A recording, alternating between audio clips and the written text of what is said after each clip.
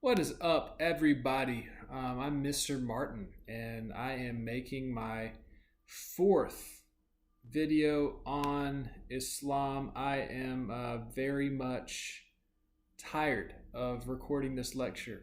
I don't know why I've had to record it so many times. Some programs that I've been using have been very annoying and difficult, so please bear with me if I stutter, if I seem annoyed, if I seem like I'm tired, because I am, because it's my fourth time recording this lecture and it's not fun at all. The fourth time around, because then technology annoyance gets in, and I think that technology annoyance is a real thing, but my voice is fading as well. I've talked about 30 minutes in all of these, so this will be about 2 hours of talking about Islam. If I don't know the information by now, then I'll probably never know it, to be honest. Islam is a wonderful religion to study. We have been talking about Hinduism and then Buddhism and then Judaism, and you guys are in the middle of a Sabbath project here with us, and I hope that you guys are learning that and enjoying the Sabbath project. Please email me with any questions you have about our Sabbath project. It'll be wonderful for me to respond to you. I'll respond to you as soon as I can with all that. But this is the last of the Abrahamic religions. So you have Judaism and Christianity, and then you have Islam. What does Islam mean? What does it practice? What does it believe? And how can we show if it's true or not true? That is the question that we're going to ask today. So, Islam 101. Facts about Islam. It's formed in 622 AD, which means it was about 1400 years ago. Now you think about Hinduism, it was formed about 6,000 years ago, 4000 BC. And you have Judaism formed about 4,000 years ago, in 2000 BC, Christianity 2,000 years ago, and Islam only 1,400 years ago. So in respect to all the other religions we've studied, it is a very new religion. The main location, Arabian Peninsula, Saudi Arabia, kind of that area, that geographic region is going to have a high Muslim population. It is the second largest religion in the world with 1.5 billion followers, although I do think that some people, from what I've read, would suggest that these numbers could go up and make Islam the number one religion in the world, or the largest religion in the world in the years to come. Maybe not. As a Christian, I would hope that we're doing our part in expanding the gospel to the ends of the earth. It's a monotheistic religion, which means they believe in only one God. In Islam, the word Islam means surrender or submission, that you're surrendering your life to Allah, submitting your life to Allah. Now, some people will say Islam is a religion of peace. That is not true necessarily. However, it is closely linked to an Arabic word for peace called al-salam. And you can hear the phonetic similarity to al-salam and Islam. So there's a connection there with this Arabic word for peace, but Islam does mean submission or surrender. You have that guy right there. We'll get to him in a second. Some main figures. Allah is the name of God in Arabic. So if you're a person just trying to say God, but you only speak Arabic, you would say Allah. That's the idea there. Muhammad is a prophet, and he's the main prophet here. He's born around 570 CE, common era in Mecca, Saudi Arabia, hence why that geographic region is Muslim heavy. And he's the last prophet of Allah. And you see him holding a book there. Now, I bet you can guess what book that is if you know anything about Islam. Also, I like his outfit. If anybody wants to record a picture of themselves, take a picture of themselves and send it in to me, I'll give you some points. Key terms. With this, going to run through these kind of quick. Imam is a leader of the mosque, so kind of like a pastor is to Christianity. A mosque is a place of worship in Muslim culture, so like a church. Jamaat is a congregation, maybe an individual group of people that gathered together. So a gathering of Muslims is called a Jamaat. A dawah is a practice of inviting people to Islam. So in Christianity, we have a word for this. It's called evangelism. And this is the idea of dawah, is that you're inviting people into Islam. And in Christianity, evangelism is inviting people to Christianity and follow Jesus. Hadith, we'll come back to this a little bit later, so remember this definition. Muhammad's words or actions recorded in tradition. A seerah is a biography of Muhammad's life. And surah is a chapter of the Quran. So instead of saying chapter 3, you say surah 3. And shirk is an unforgivable sin. It's equivalent to idolatry. We will come back to this idea a little bit later. There's two branches of the religion, the Sunnis and the Shiites. The Sunnis, 1.2 billion people. Shiites, only 200 million. And the question here is, who has authority? Who has leadership? Is it innate by birth, or is it something they develop over time? And so they believe that the imams and leadership of the community is not a birthright, the Sunni Muslims. And that's the tension, because the Shia Muslims, 200 million of them, believe that the imam is sinless by nature and his authority is infallible, not false, it's not a lie. And therefore he should be elevated to this status of supreme authority and leadership of the community because he is sinless by nature. So that's the idea. Revered books, you have the Quran.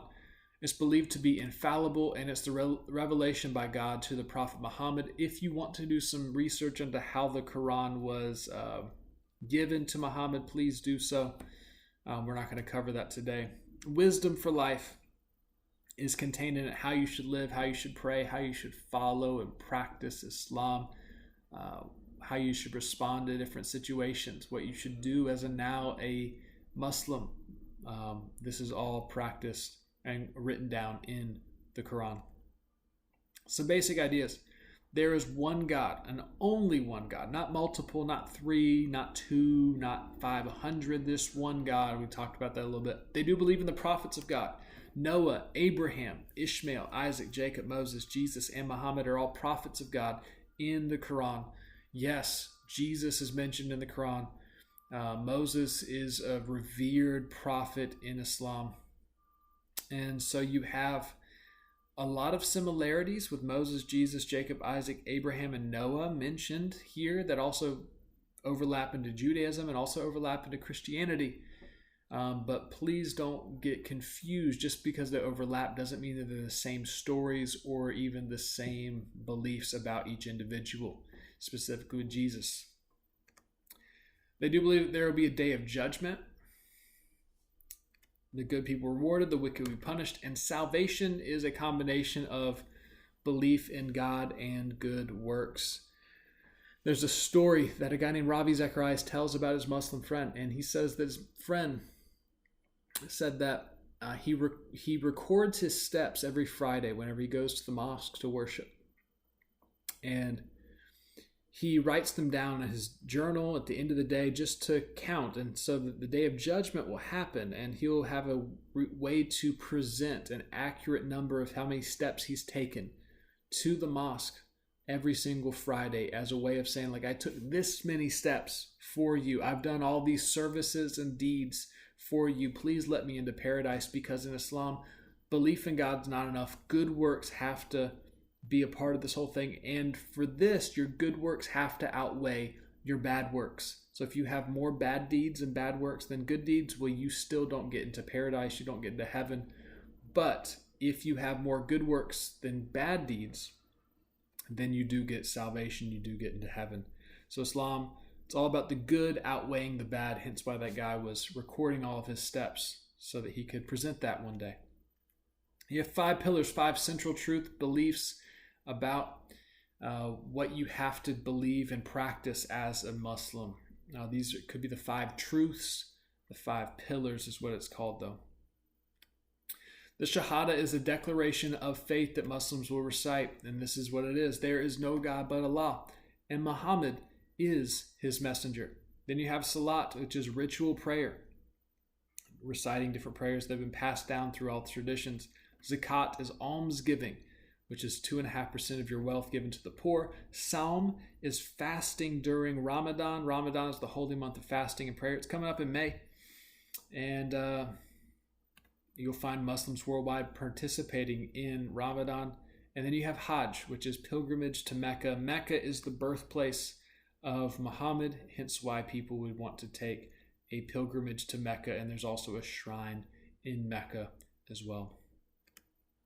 Now we're going to move to a section called Disproving Islam via Muhammad and the Quran. This is very interesting and very applicable, I would say. And so we're going to look at the Muhammad that's presented in Islamic culture and then kind of show, okay, who is he really? And then we're going to look at the Quran and say, okay, this is what Muslims believe about the Quran, and is it true? So the Prophet Muhammad. Muslims personally identify with the Prophet Muhammad. He is seen as a perfect Muslim, and any attempt to discredit his character is seen as an attack on the individual themselves. So please, anytime you talk about Muhammad, don't be harsh, especially in front of Muslim friends, because they personally identify with Muhammad, and they will be offended with anything you say negatively about him. So please use it sparingly. Don't beat them over the head with information about who Muhammad is. Use grace and truth, but also love. So now we have to get into this. So the Hadith, which is the tradition that records the words and actions of Muhammad, they're recorded 200 to 250 years after Muhammad's life. Why is this significant? Well, when we talked about reliability of the Bible, we learned that if you wait too long after someone's lived and died to record what happened in their life, you allow a lot of myths, legends, lies to creep in about the person's story. So the information might not be all true. And so when we talked about the Bible, we learned that the Bible, the New Testament specifically, was written within 40 years of the life and death of Jesus, outside of the Gospel of John and the Revelation of John at the end. But the majority of the New Testament, 25 out of the 27 books, were written within the 40 years of Jesus' life and death, which means that eyewitnesses were still alive, and anybody that was going to say what was true or false about these stories would be alive to say, hey, this is true or this is false. So you're not going to have a lot of made-up stories in the Bible. And by a lot, I mean none. You're not going to have any made-up stories in the New Testament about Jesus' life. But then you get to the Hadith, which record what Muhammad did and what he said. They're written way later. And in a point of textual criticism, we cannot trust the Hadith or the Quran as much as we can trust the Bible for our information about our main figure's life. So how reliable is this? Great possibility for myths to creep in, which they have, which is so sad. So Muslims believe that Muhammad is fought for the freedom of slaves. We'll look at that. He only fought when he was attacked, so he's a defense fighter, not a proactive fighter, and he's a picture-perfect person. A biographer of Muhammad's life admits that he altered Muhammad's story. This guy's name is Ibn Hisham. He wrote some stories about Muhammad, but in the preface of one of his biographies, he says, I took out the disgraceful stories, anything that seemed to shine bad light on Muhammad, I took out so that we could all have the same good view of Muhammad. This is not good at all. What's he saying is that he edited the life of Muhammad very similar to how people edit their Instagram profiles to make everybody believe that they are really, really, really good, whenever in fact they're not really, really, really good. So what does this mean? Muslims have not been taught who the real Muhammad is, that they have been missing some stories that accurately portray who he is and what he has done, rather than reading the stories that he is who he is. So they've been taught selective stories, and so through selective quotation, Muhammad becomes the picture-perfect prophet. If you want a peaceful Muhammad, you just quote peaceful hadith. So if you want to say, oh, Muhammad was a peaceful person, you just quote the peaceful verses and the peaceful words and actions of Muhammad. And then if you want a violent Muhammad, you quote violent hadith and verses from the Quran. And this is kind of the idea here. You kind of pick and choose what Muhammad and what picture, what life of Muhammad you want to believe in. So Muhammad also taught that he would fight people until they converted to Islam or killed them and took their possessions. Forgive that typo there. This is very important because, again, it's believed by a lot of Muslims that Muhammad only fought. Yes, he did fight, but he only fought whenever he was threatened, and not they believe that he did not actively go out and fight these different people. Here it shows that Muhammad taught that he would fight people until they converted to Islam or killed them and then took their possessions. So Muhammad taught that the greatest thing that a Muslim can do after having saving faith is engage in jihad, which is religious fighting. And so once you believe in Allah, confess your faith in Allah, then you must fight for the expansion of the religion and for the expansion of the Muslim faith. So it's very, very, very interesting here. He's not necessarily defense fighting. He's actually actively promoting violence and not in a defense sense. So he's not just only fighting whenever he's threatened. And also, Muhammad was seen as a liberator of slaves by Muslims. But in the Quran, in Surah 4:24, Surah 23:6, and Surah 70:30, it paints a different picture. Muhammad taught that men could have relations with their wives and those whom their right hand possess. That phrase, those whom their right hand possess, is mentioned all 3 times in those chapters and verses. And this is a reference to women who were taken captive and used as a spoil of war. So when Muhammad would go on these violent tears of killing people if they didn't convert to Islam, he would then leave some women alive and give them to himself, give them to his men, and say, hey, you can do whatever you want and you can have sex with them, and they're more like your concubines or prostitutes, or maybe even, if you want to take it this far, sex slaves. And this is the idea there, that those whom their right hand possess the hand of power is the right hand in these traditions. And so women were used as spoil of war. So we don't see Muhammad here as a liberator of slaves, but an enslaver of people, which is not the same idea that Muslims have about Muhammad. And then we're talking about the Quran and 5 arguments that Muslims use for the Quran to be presented here, and why they're not good reasons or true reasons as well. So the defense of itself, Muslims will argue that the Quran has been written with literary excellence, that no one can emulate its eloquence, that no one can resemble its writing style. Why is this not true? Well, people have resembled the writing style. They've actually done some trials with this, and some Muslim people were actually reading biblical teachings in the Arabic style of the Quran and could not tell the difference. So have they emulated it? Absolutely. So the defense of itself argument doesn't actually work. Fulfilled prophecy is another reason that people or Muslims argue for the Quran. They say that the Quran predicts the future. However, the verses that the Muslims are citing that say they predict the future, the Quran in context does not support that they are predictions of the future. So you cannot have prophecy fulfilled if it's not prophecy to begin with. Then there's mathematical patterns that you'll find people talk about whenever they're trying to defend the Quran. And it's said to be an indication of divine inspiration, because these mathematical patterns point to something. Why is this not true? Well, many of the patterns were fudge data, and also others could be found in the Bible or other works, meaning they're not unique to the Quran, which means that you should not trust that this is a good reason to use for support of the Quran alone as the ultimate holy book. If it's found in the Bible and other ancient works, then we should also consider those in the same playing field. So mathematical patterns, not a good reason. Why is it not true? The data can be found, or the data was even fudged to begin with. And the last 2, scientific truths. The Quran has a couple different teachings about scientific truths. One's about embryo development, or it's been said, embryo development, I should say. I'm talking about babies in the womb developing, different stages, all that stuff. Whenever you read these verses in the Quran, I don't have them handy with me for this lecture, but it's very ambiguous.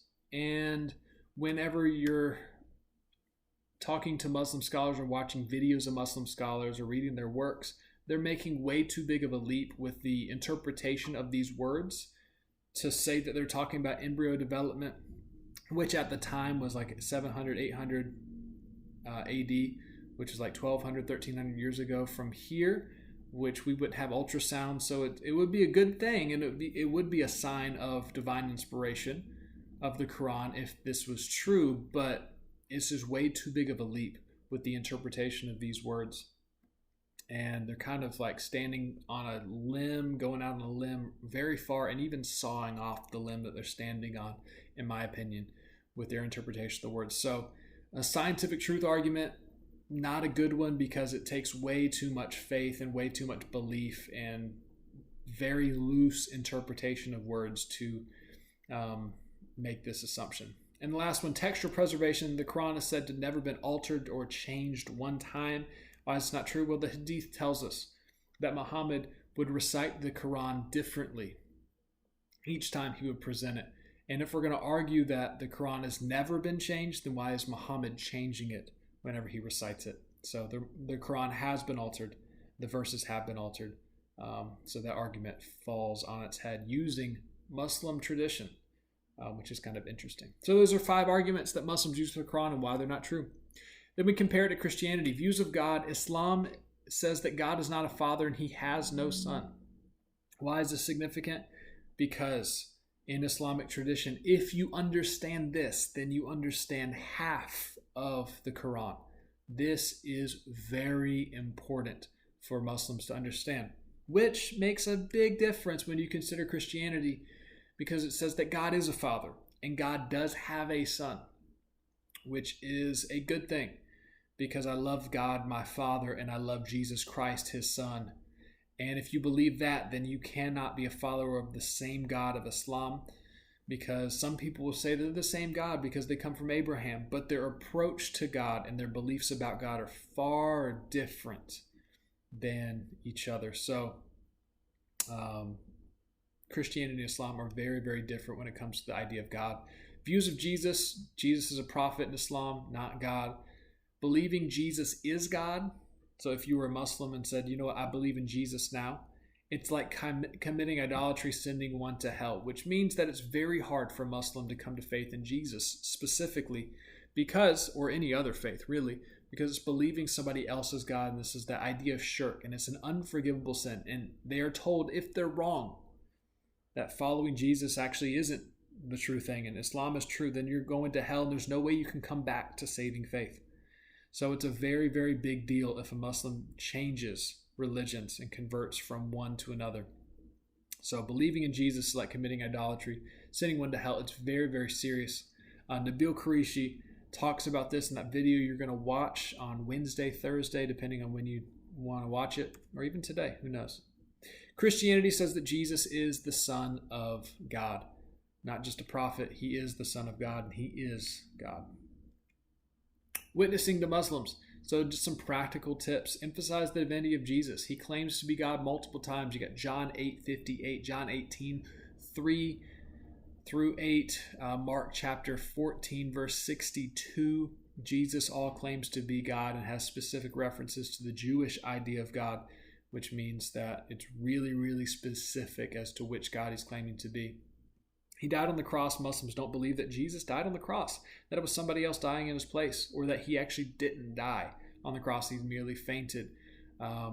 There's no way that that actually happened.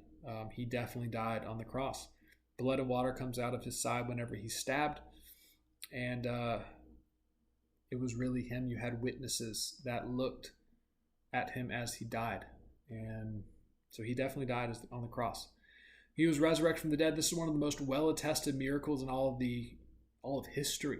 You can watch a movie called Case for Christ. So emphasize those things. That helps emphasize the divinity of Jesus, or that he is God. Emphasize the reliability of the New Testament. That's the most reliable document from the ancient world. There is nothing else more reliable than that. And show how the Quran has been proven unreliable. Use those 5 arguments there. It's really fun. And then last but not least, show how the Muhammad Muslims believe in is not the actual Muhammad that existed, that there's been stories that have been cut out or altered to make Muhammad look a whole lot better than he really is in Islamic tradition. So that's our lecture. Go and take that quiz on Islam. Here's some references. I want to point out the last one, Seeking Allah, Finding Jesus. Please make sure you go and read that book if you get a chance. It's a great book. If you want to read it for some extra credit, please, by any stretch, do that, and I will give you some extra credit and do a book review on it. See me for more details if you would like to do that. Peace out. Love you guys.